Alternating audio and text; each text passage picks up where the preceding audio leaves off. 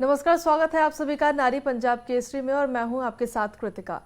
हमारे देश में लगातार महिलाओं के प्रति जो अपराध के मामले हैं वो लगातार बढ़ रहे हैं और इसी को लेकर के नारी की तरफ से एक मुहिम चलाई जा रही है, इंसाफ की मुहिम, जिसके जरिए हम महिलाओं को, नारियों को बताएंगे कि उनके पास में कौन कौन से अधिकार हैं। अगर उनके साथ कुछ गलत होता है तो वो कौन कौन से अपने अधिकारों का इस्तेमाल कर सकती हैं, किस तरीके से बाहर वो निकल के उनके साथ जो गलत हुआ है उसका सामना किया जाए। ऐसे तमाम मुद्दों को लेकर के एक पंजाब केसरी की तरफ से और नारी टीम की तरफ से ये मुहिम शुरू की गई है। और इसी मुहिम पर आज बातचीत करने के लिए हमारे साथ में निर्भया की मां आशा देवी जी मौजूद है। आशा जी, बहुत बहुत स्वागत है आपका नारी पंजाब केसरी पर। नमस्कार। आशा जी, मेरा सबसे पहले यही सवाल है कि इतना टाइम हो गया, 2012 में आपकी बेटी के साथ दरिंदगी हुई, उसके बाद में आज तक मुझे नहीं लगता कि कुछ बदलाव हुआ है। करीब 8 साल हो गए इन चीजों को। जी, मुझे भी यही लगता है कि आज भी हम 2012 में ही खड़े हैं कि कहीं ना कहीं बच्चियों के साथ हर रोज क्राइम हो रहा है, हर रोज गैंगरेप, बलात्कार हो रहे हैं। जी, तो ये कहीं ना कहीं हमारे सरकारों पे और हमारे सिस्टम पे, हमारे खुद के समाज पे एक तमाचा है। सब कुछ होते हुए अगर ऐसा कुछ हो रहा है तो हमें इस पे विचार करने की जरूरत है और सरकार को, हमारी व्यवस्था को इस पे सोचने की जरूरत है कि आखिर ऐसा क्यों हो रहा है। जी, आज भी जब क्राइम हो रहे हैं तो कहीं ना कहीं घूम फिर के उस बच्ची पे ही पहुंच जाता है कि बच्ची की ही गलती थी। आप देख रहे हैं, चीजें सामने हैं, सारी घटनाएं आपके सामने हैं। 2012 में हुआ तभी भी निर्भया को ही दोषी बनाया गया। आज भी जो हाथरस केस में हुआ है बच्ची को ही दोषी बनाया जा रहा है। लेकिन मेरा मानना है कि अगर आप मुजरिम का पक्ष रखते हैं तो आपको इतना जरूर समझना चाहिए कि कितना भी बड़ा क्रिमिनल है वो कभी नहीं कहेगा कि नहीं हमने क्राइम किया है, हमने किसी के साथ गलत किया है, कभी नहीं कहेगा। तो इतना सोच के चलना चाहिए। और जो बच्चियां हैं, हम एक जगह की घटना होते तो चलो हम कहते कि चलो एक घटना हो गई, 2012 में हुआ, उसके बाद लगातार बच्चियों के साथ इतना घिनौना क्राइम हो रहा है। तो कहीं ना कहीं ये हमारी सिस्टम की हार है, हम लोगों की हार है। जी, चलिए, हमने संघर्ष किया, निर्भया के मुजरिमों को फांसी हो गई, लेकिन बहुत वही चारों नहीं थे, बहुत सारे मुकेश भी ने अंदर भी हैं, बाहर भी हैं। तो हमें इस पे काम करने की जरूरत है। और मेरे हिसाब से तो ये लगता है कि हमारे हर जिले के सरकारों को सबसे जरूरी है कि पुलिस व्यवस्था ठीक हो। अगर पुलिस व्यवस्था ठीक हुई तो जो भी क्राइम हो रहे हैं रिपोर्ट समय से होंगे।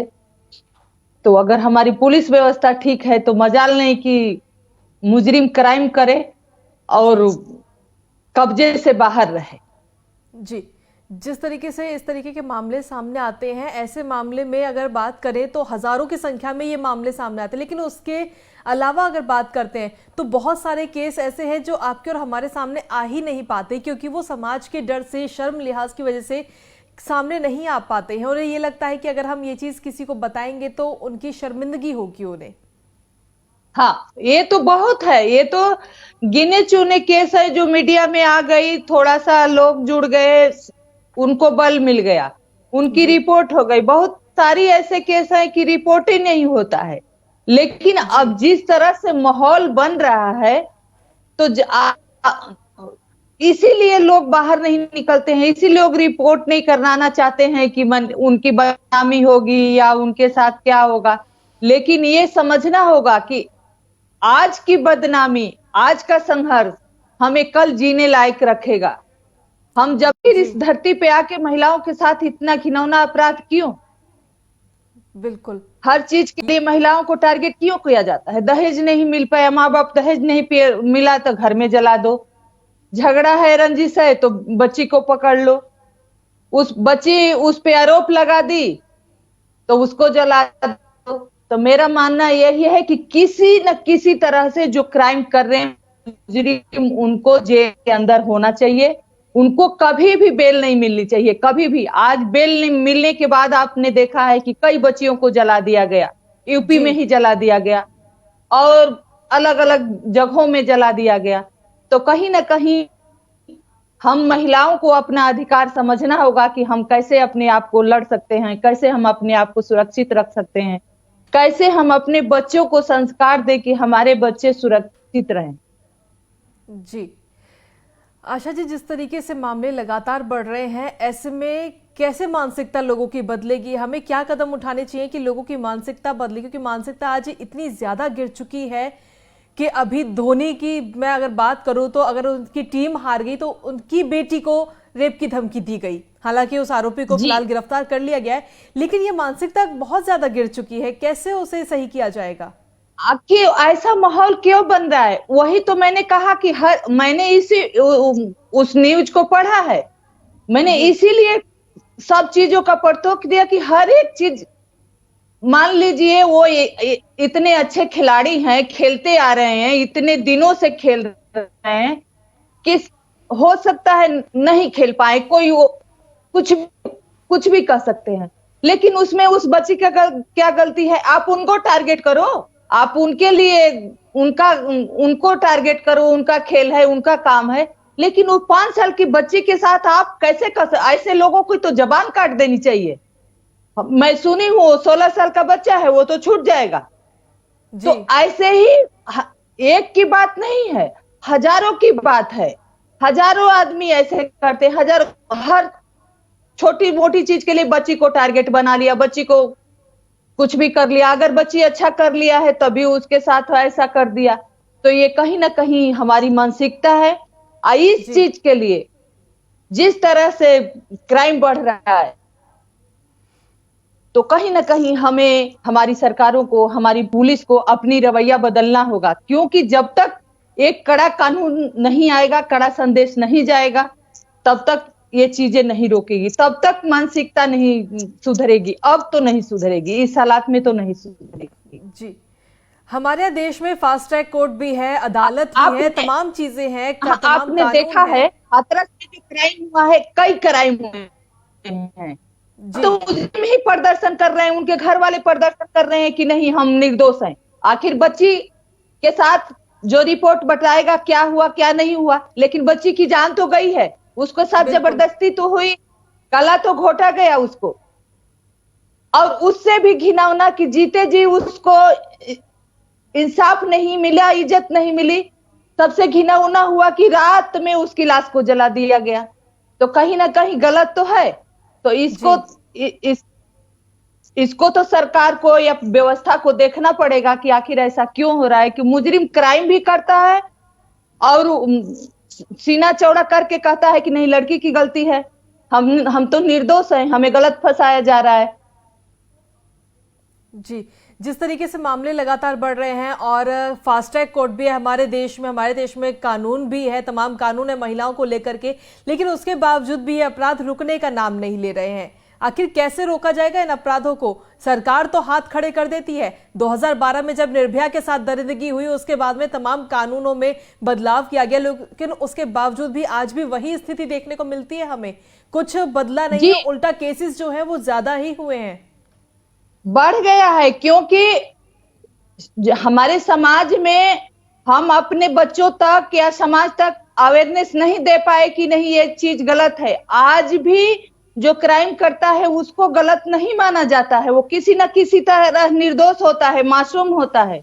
2012 में घटना हुई, बहुत सारे कानून बनाए गए, बहुत सारे बातें हुई, डिबेट हुआ, लेकिन जो भी हुआ वो कागजों तक ही रह गया। फास्ट ट्रैक कोर्ट बनाया गया, लेकिन फास्ट ट्रैक कोर्ट का मतलब है क्या हुआ कि 8 साल 7.5 साल लग गए। फास्ट ट्रैक का मतलब ये तो नहीं कि सुप्रीम कोर्ट में केस आके 2.5 साल रुक गई, 2.5 साल के बाद एक मुजरिम अपील ही नहीं कर रहा है, उसको ऐसा कोई कानून नहीं है कि वो उसको बाउंड किया जाए। तो कहीं ना कहीं जो भी चीजें हैं वहीं तक सीमित है, बातों तक सीमित है। फास्ट कोर्ट का मतलब कि आप एक समय बाउंड करिए, बाउंड के समय के तहत उनको सजा दीजिए, ट्रायल के समय से ट्रायल हो, हाई कोर्ट सुप्रीम कोर्ट में एक समय निर्धारित हो। तो कहीं ना कहीं जब तक उनके मन में डर होगा, नहीं होगा, तब तक ये क्राइम नहीं रुकेगा। तब तक ही माँ बाप उनको अपने बच्चों को नहीं सचेत करेंगे, क्योंकि उनको पता है कि हम किसी न किसी नेता मंत्री से सपोर्ट मांगेंगे, अफसर से सपोर्ट मांगेंगे, हमारा बच्चा छूट जाएगा। जब भी क्राइम होता है, बच्ची मर जाती है या कुछ भी होता है, सीधे अब मुजरिम जेल में गया तो समझिए कि वो सुरक्षित हो गया, क्योंकि अब उसके बचाने की क्रिमिनल सिस्टम लग जाता है कि नहीं, उसको न्याय मिले, जांच हो, वो निर्दोष हो जाए, माने हजारों रास्ते उसके लिए खुल जाते हैं। तो कहीं ना कहीं हमारा कानून ऐसा हो कि एक समय बाउंड हो, और जो भी क्रिमिनल प्रूफ हो गया कि नहीं एक क्राइम किया है, तो एक समय बाउंड के तहत उसको सजा मिले। और जो भी बच्चियों के साथ ऐसा बर्ताव करता है या उसके साथ गैंगरेप करता है, बलात्कार करता है, तो हमारे संविधान में फांसी की सजा है और फांसी की सजा हो। जी आशा जी, जिस तरीके से 2012 में निर्भया के साथ जो दरिंदगी हुई, उसके बाद में उस पूरा मामले को लेकर के इतने तमाम आंदोलन हुए, पूरा देश एकजुट हो गया, लेकिन उसके बावजूद भी अपराधियों को कई सालों के बाद में सजा हुई। अगर हर मामले में इस तरीके का होगा तो अपराध लगातार बढ़ेंगे, अपराधी भी खुलेआम घूमेंगे। तो वही तो हो रहा है, उनको पता है कि उनको बचाने वाले भी बहुत हैं। अब हमारा कानून सिस्टम भी ऐसा है कि उनको बचने के लिए हजार रास्ता छोड़ा है। आज यही तो हो रहा है उनके मन में। आज पता नहीं कितने साल में एक केस में उनको चारों मुजरिमों को फांसी हुई, लेकिन ये भी सोचिए कि हजारों केस हो रहे हैं। अभी राजस्थान में चल रहा है, यूपी में हाथरस में चल रहा है और कई जगहों में चल रहा है। अभी कल की केस है बक्सर में, एक बच्ची अपने महिला 5 साल के बच्चे को लेके बैंक जा रही थी और उसके साथ हेलो जी आवाज मिल रही है आशा जी हमें? हाँ, उसके साथ क्या हुआ आकि 2-3 लोगों ने मिलके, हालांकि 2 शायद पकड़े भी गए हैं, 2 लोगों ने मिलके उसको ले गए खींच के, उसके साथ गैंगरेप किया और दोनों को बेटे को बांध के नदी में फेंक दिया। बच्चा तो मर गया पानी में ही, महिला को निकाला गया है, या मरेगी या बचेगी।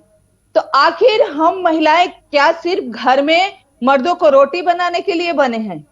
अपना काम बाहर काम ना करे, पढ़ाई लिखाई नहीं करे? आखिर किस तरह से महिलाओं को सरकार सुरक्षा दे? हम महिलाओं का क्या हक है, क्या समान है? वो महिला काम के लिए बैंक जा रही थी, उसके बच्चे को पानी में फेंक दिया गया, उसके साथ रेप किया गया। आखिर हमारा कैसी हमारी व्यवस्था है?